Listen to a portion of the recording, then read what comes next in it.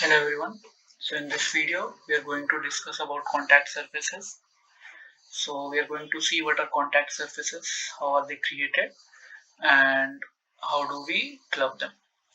So what are contact surfaces? So basically contact surfaces are used to define surfaces which are in contact.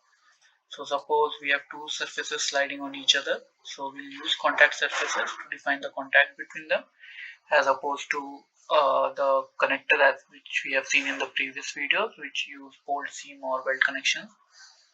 So for defining contact surfaces, we can go to analysis. We have a contact surface option here. You can click that. Inside that we have elements, solid faces, remove elements, adjust normals. So for this current purpose we will go with elements. We can select the 2D elements here. So we have to give a name. So we'll give slave as a name for a first contact surface, and the card image we have two options, E-list or surface. So we'll select surface for this purpose, and we selected the color, it's yellow. Now we have to select the elements on which the contact surfaces will be created. So we'll select this surface, the elements, and we'll click on create. Okay. Now as you can see on the left hand side on the browser window, there's a contact surface collector here, and a slave collector is created inside that. Okay. Now we have to create a second contact surface. Now we'll name that as master,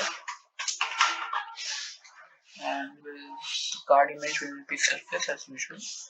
Then we'll change the color. Let's keep it blue. Okay. Then we have to select the elements on which these contact surfaces will be created. We'll select the elements and we'll click on create. Okay.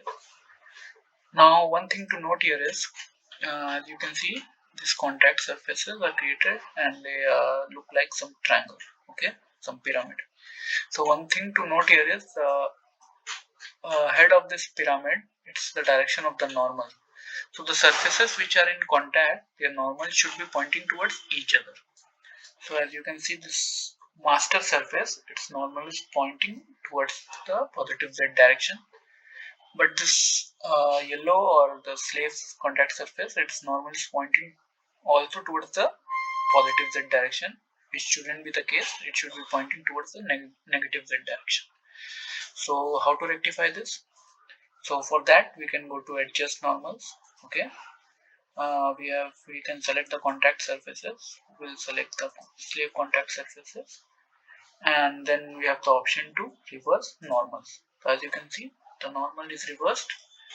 Okay. Now the yellow contact surface is positive down, pointing downwards, the negative z direction. Okay. So this is how we create contact surfaces. Fine. So, but creating this contact surfaces, it's not enough, as the solver might not know what to do with these contact surfaces. So we have to create something called contact, which is used to define which all surfaces are in contact with which surfaces. So for that, you can go to this and you can right click here, select create, and go to contact here. So this will create a groups collector. Under that, you can name, we'll give some appropriate name, and we'll give it contact. Okay. So we have named this collector as contact. Okay. So as you can see in the name value window, the card image here is contact.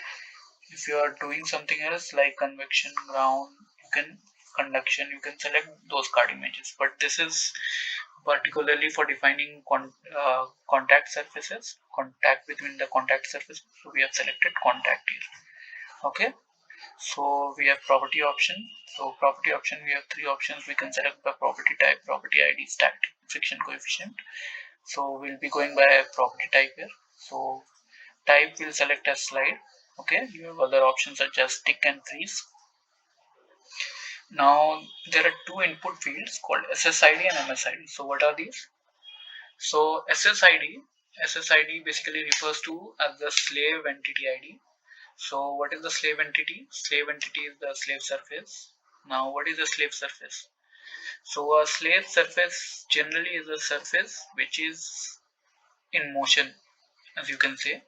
Okay, so the surface is either sliding, rolling, etc.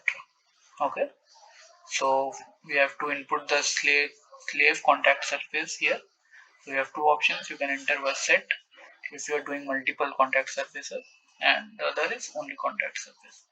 So you can go and you can select slave from here.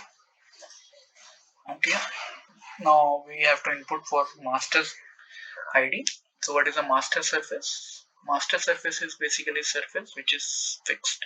Okay, in general terms we consider master surface as a surface which is fixed and slave as a surface which is in motion or is moving. So we will select contact surfaces from the drop down, then we'll select the master contact surface here. Okay, so now these slave and master contact surfaces are clubbed, and now if we run the solver, it will recognize that these surfaces are in contact. Okay, so this is how you define contact surfaces and club and define surfaces which contact surfaces are in contact. So this is all for this video. See you all in the next video. Thank you.